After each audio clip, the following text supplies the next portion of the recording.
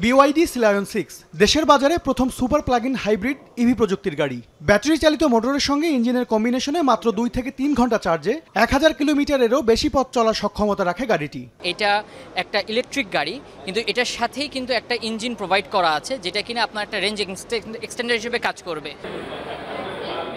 1.5 litre turbo engine মাত্র 8.5 সেকেন্ডে যেমন দেবে 100 কিলোমিটার গতি, তেমনি নিরাপত্তার জন্য রয়েছে 360 ডিগ্রি এইচডি ক্যামেরা ও 6টি এয়ারব্যাগ। নান্দনিকতার ছোঁয়া দিতে ভেতরে রয়েছে 15.6 ইঞ্চির স্মার্ট রোটেটিং টাচ স্ক্রিন, 10 স্পিকারের অডিও সিস্টেম।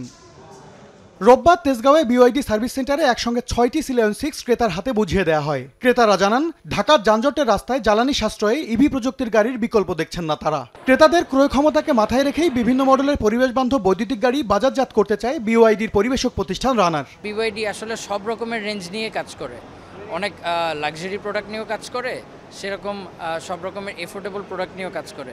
বাংলাদেশের মার্কেটেও আমাদের এরকম ইচ্ছা আছে, বাট আমাদের আস্তে আস্তে একটা প্রোডাক্ট করে লঞ্চ করতে হবে। প্রথম 200 ক্রেতার জন্য গাড়িটির দাম ধরা হয়েছে 63,90,000 টাকা। আর বাড়িতে চার্জ দেওয়ার জন্য গাড়িটির সঙ্গে থাকছে একটি পোর্টেবল চার্জার। MS আরিফিন, সময় সংবাদ, ঢাকা।